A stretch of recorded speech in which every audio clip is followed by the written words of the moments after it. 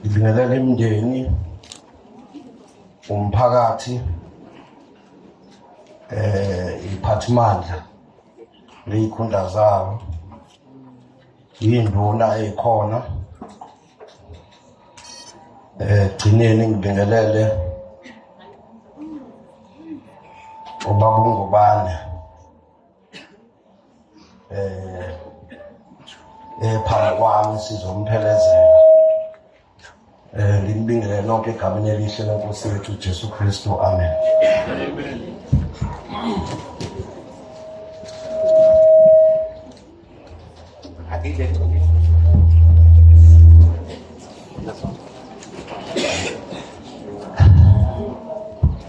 Ngiyaxwayeka MC ukuthi nganeyinkinga ngoba angizili ukuzokhulumela i-ANC, angizili ukuzokhulumela umkhonto. Imayikhi yami yaneyinkinga yile ngiyihambela nje. Siyabonga ukuthi lempi enhle niyayilamula ngami. Uqale wathi kuzongena i-ANC. Angikaze ngizwa i-ANC ishadiswa nomkhonto eduze bese kuthiwa kuzongena umkhonto bayehlela ngenzansi. Ngiyabonga ukuthi ngifake mina ukuthi ngizolamula. Ngizoyilamula-ke mina ngoba ngimele lokho. Cha bakwethu, akukhulumeke emngcwabeni womuntu omdala lesimo sokuhlonipha. Ubaba uNgubane cishe mdala okudlula ubaba ongizalayo. Okwethu nje uphelezela usayi engithi mina ucishe abontanga yethu. Sizomduduza ngoba ngokwenhlonipho nje yesiZulu wathini emngcwabeni womuntu omdala. So ufuna sigudluke ngizothi kumkhulu ngoba abaningi la etendeni cishe bathi umkhulu. Shiya ukuthi igazi belivuma ubehamba lenkonzo abehamba yeyinsizwa namabutho, kodwa nje ngokweminyaka iningi lithi umkhulu uma bembona. Kuyena nje ngo mina ngaphakamisa nje ukuthi ngimbonge ngingasho ngisaphefumula. Umphathi ohlelo ukhile phezulu. Umphakathi nomphakathi noma isigceme nesigceme khona nje into eniduma ngayo ngakini. Khona nje into eniduma ngayo nje ngakini makuxoxa. Ziwuthuna-ke izinto engizazela unyuso namaphethelo. I-Don Mackenzie, isibhedlela nehlahla. 2 Don Mackenzie nehlahla.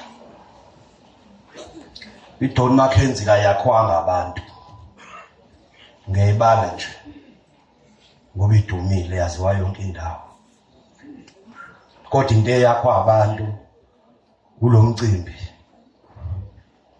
esithi ngabe yiphutha makuvunywa ukuthi ufe noma uphele, ngoba lo mcimbi uyinina nina nuwona.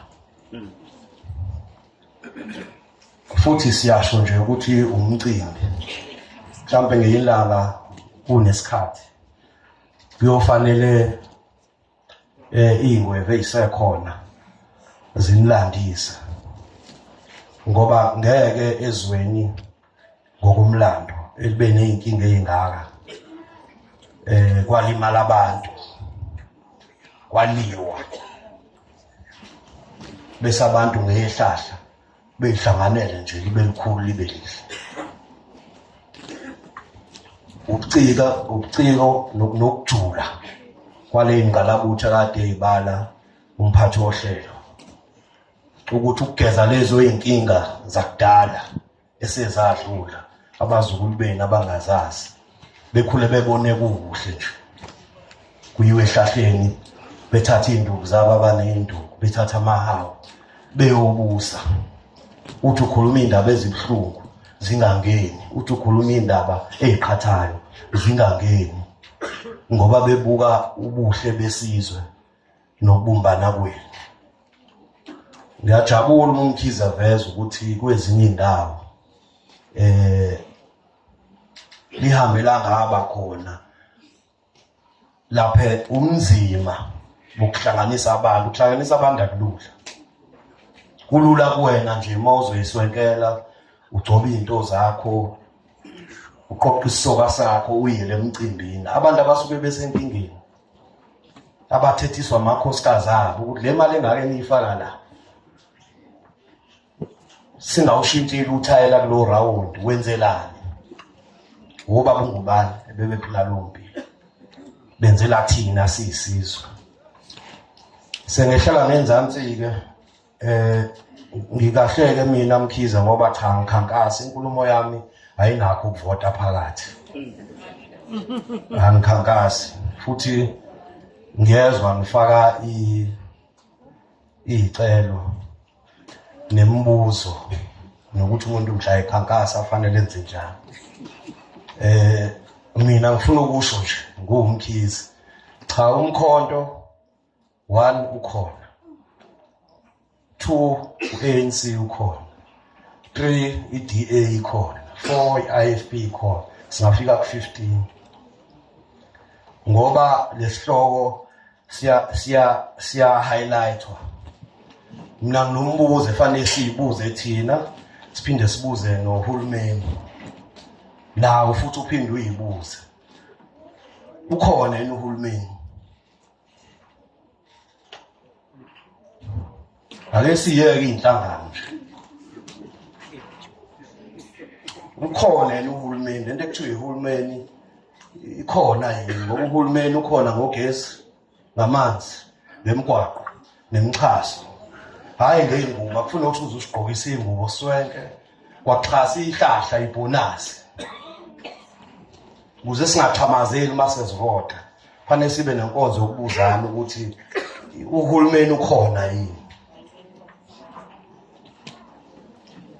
Ngifike late-ke mina la ngiyaxolisa lokho njengomuntu okhuluma into eqondile.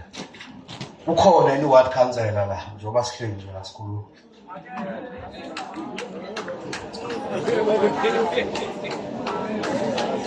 Angipolitiki uthe usihlalo amabhinca wahluphi enza lento le othi ayenze mhla ezovota. So inkulumo yethu fanele siyithathe siyibeke kuhulumeni singaxabani ngokweinhlangano siyoshintsha ikipa sibe sibafishane kodwa nje uhulumeni fanele siwubuze ngoba uwethu ukuthi nikhona yini noma anikho. Sengiphetha ke ngomcimbi ukhulume ngoxhaso ngizonifaka umoya omubi kodwa kufanele siwumele. Hayi umcimbi MC asizenzele. Mina nje basuka abantu edamini bezehlahleni baphuma cishe ngamakhumba u4 beze la ihlahla kulona elakanyusa elalolu khalo lonke nje. Cha singakhombi kude ithini fanele sifake imali noma sifake itende noma sifake iphuzo kulo mcimbi. Iproblem enkulu ukulinda ukuyocela umuntu kanti ukucela kunenkinga kuno yes kuno no. Uma sizenzela nje sino yes ninde nikhuluma ukuthi kuhlakalana emcimbini nikhulume osomabhizinisi nabanye abantu nibona umcimbi ngeke wenzeke.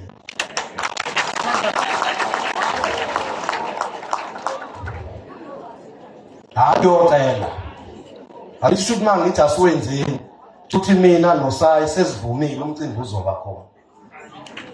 Sesivumile umcimbi.